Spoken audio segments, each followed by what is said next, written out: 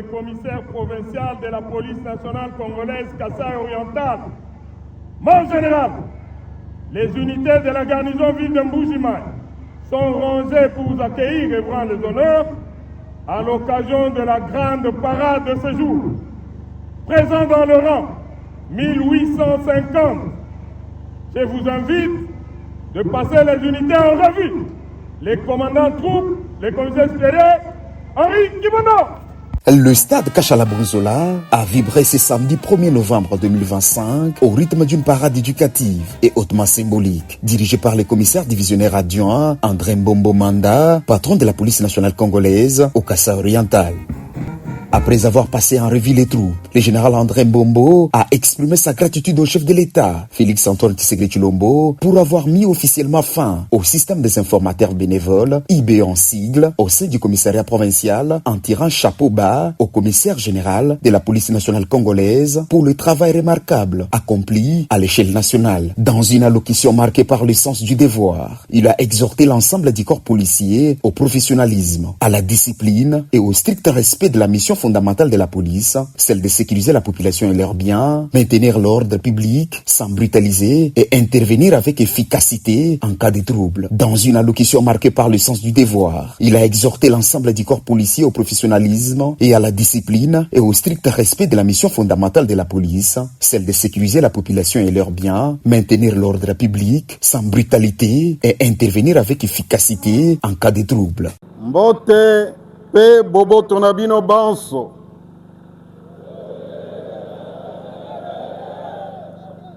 Lelo ezali mokolo malamu pona to échanger moi moke na nzela ya kozeri moral oyo boye. Kozeri moral ya lelo esalemi na sima ya régularisation ya type ya personnel moko oyo boye ezalaki utilisé awa na commissariat provincial na biso ya Kasaï oriental oyo de manière abusive tozalaki kobenga ba IB tokopesa matondo mingi na commandant suprême ya forces armées de la République démocratique du Congo pe ya police nationale congolaise pona kokanisa commissariat provincial ya Kasaï oriental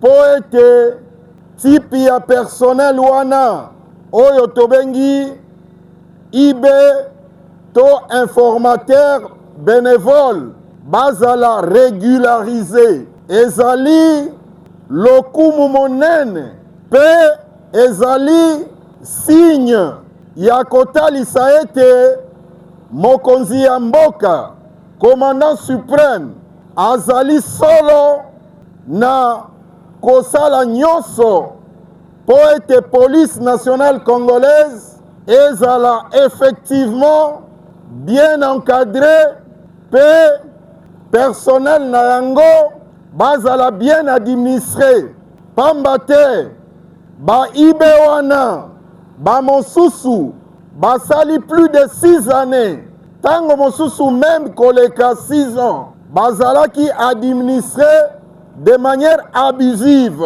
sikaboye hiérarchie na biso ya police nationale congolaise par le trichement ya vice primature en charge ya intérieur pe commissariat général ba exécuté mitindo ya commandant suprême nde commission moko eutaki na Kinshasa esali mosala wana ya korégularize ba IB nyonso totelemi liboso na bino ba commandant nyonso ya ba grande unité ezala ba chef nyonso ya ba département na niveau provincial kokita ti na niveau ya ba grande unité ata ba plus petite unité ya biso awa boye ba sous-commissariat tolingi toyoka lisusu likambo ya IBT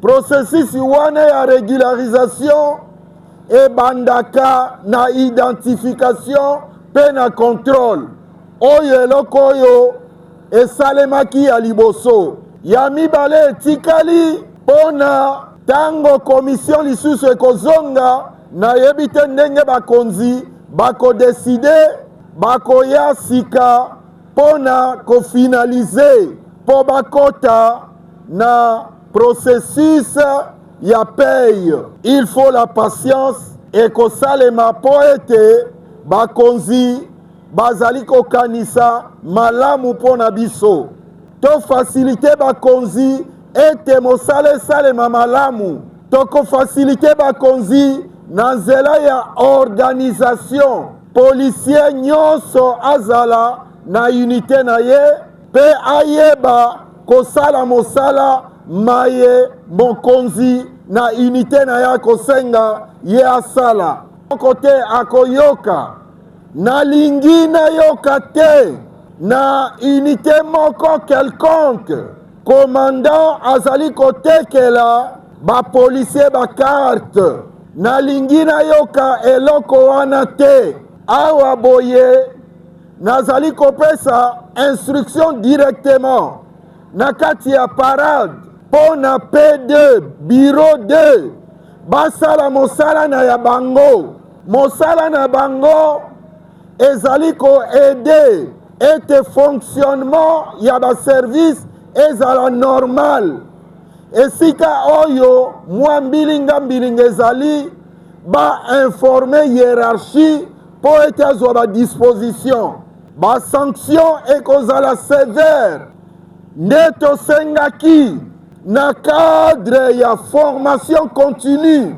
na chaque unité commandant na commandant a encadré bato na ye mpo na kosoumettre bango na baexercice oyo ekosala ete bazala le meilleur baexercice yango ezali reparti na biteni mibale eteni ya liboso ezali discipline mpo ete policier azala discipline ebongi kaka ayeba korecite règlement te ebongi mpe ayeba koaplike yango nakanisi na règlement boyekolaki to toyebi ete discipline ezali kotosa sikasikawa mpe kozongisa monoko te komemia bakonzi discipline ezali kotalisa mpe lolenge ya kosalue lolenge ya komemia ndenge ya komemia mokonzi pamba te okoki koresite malamu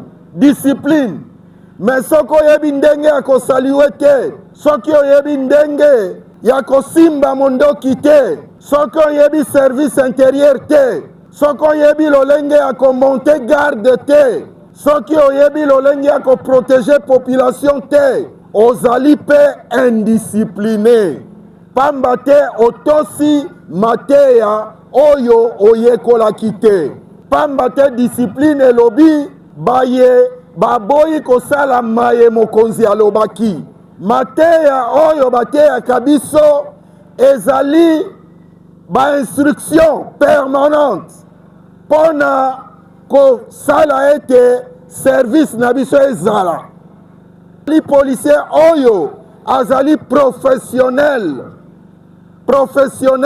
azali kosala maye bakonzi balobi maye mibeko ya la police elobi maye mibeko ya mboka elobi ye wana nde policier discipliné tozali na likambo monene oyo boye efrape biso collègue na biso moko ape Chishimbi en plein exercice ya fonction na ye na poste na ye ya garde azalaki visite na bacriminel pe vi na ye ezalaki fauché na yango ezali likama oyo ezwi biso kasi na nzela ya likama wana ebongi yo na ngai toyekola nini tokoki kotire lokola leson mpo ete likama boye eyela biso lisusu te.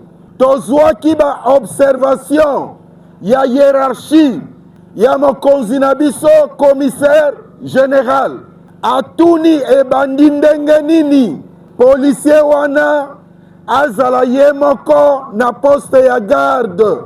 Ici je m'adresse au commandant.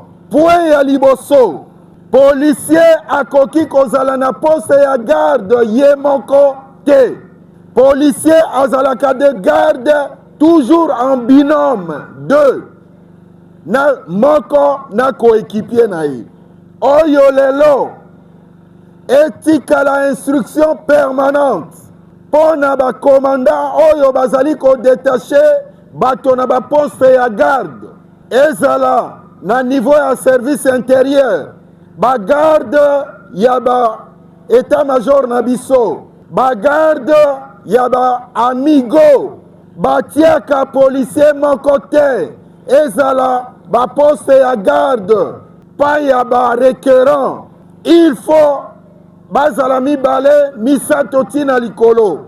Po ete na poste ya garde, policier azali machine te, azali moto lokola yo. C'est-à-dire, akoki kozwa repos. Soki azali ye moko, na ngonga ya 2 heures, 3 heures, ngonga wana ezalaka moment moko fatidique, oyo moto nyonso mwa ponge yibaka ye muke.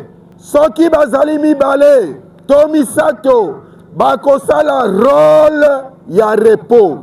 Mais soki azali ye moko, soki ponge yibiye, akomi ye moko en insécurité, pe azali ko insécuriser bato oyo ayei kobatela bango. Unité na unité a respecter ba attribution na ye.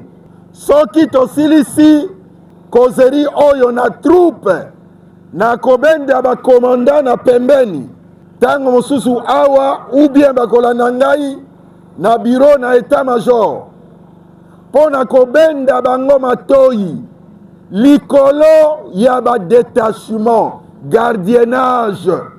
La seule unité oyo akoki kotia bato na gardiennage ezali kaka GPI-HP. Point barre. Nalobi likambo oyo nazali kozongela, mais tokomi na tango to passe na ba sanction. Toyeba malamu mission na biso ezali nini? Mission na biso, la mission de la police. Soki toyebi mission na biso malamu, tokoyeba pe kosala musala malamu. Difficulté mingi tozali na yango ezali po ete toyebi mission malamu te. Mission na biso principale ezali ko sécuriser les personnes et leurs biens, ko maintenir ordre public. Tango tobengabi to maintenir ordre public, soki ordre public et une fois ezali troublé, ko rétablir yango. Aussi la mission préventive. Na buku na biso balobi ba législateur a commis, la police nationale est à l'écoute de la population. C'est il y a police de proximité. Il y a koyoka population. Koyoka population. Koyoka population ezali signe ya faiblesse te. Ezali poete population a accompagné biso na musala na biso. Soki ozali koyoka population, oyebisi eloko ozali kosala, oyebisi tina nini ozali kosala yango, population ako accompagné yo, okozala na facilité a kosala musala. Tolongwa na comportement, moko comportement trop sauvage, yako s'imposer. Okomi esika, to interpeller mutu, awa nazali ko s'adresser plus na PC. O interpeller usager de la route, ezala motocycliste, motard, to ezala conducteur ya véhicule, point ya liboso ezali ko saluer ye. Bonjour monsieur, bonjour madame, to na monoko ya mboka ata na lingala, mbote papa, mbote mama. Nde oyebisi ye tina nini o interpellé, tina nini o telemisi. Mais acte ya liboso ezali brutalité, kowela na ye moto, kowela na ye mutuka, kowela volant, kokota likolo ya moto na ye. Est-ce que osali approche oyo mibeko législateur ye moko akomi? À l'écoute, ba population wana bangonde bakonzi na biso. Soki tozali la police ezali pona population ezali. Soki population ezali te, biso toko existe te. Po toko sécuriser banani. Toko batela biloko ya banani, ya ba policier, ya ba population. Awa boye nazali lisusu kozongela P2 département na biso ya renseignements généraux. Vraiment ba faciliter commissariat provincial pour asala mosala malamu.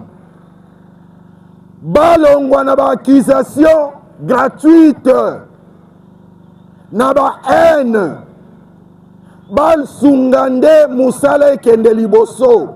Esika oyo malamu ezali te, toye balolenge akobongisa suite ya ba rapport na bango, ya ba information bako remonter na likolo. Police ya circulation routière azali makasi mingi na violence na ba menace. Policier akoki ko menacer te. La police ne menace pas.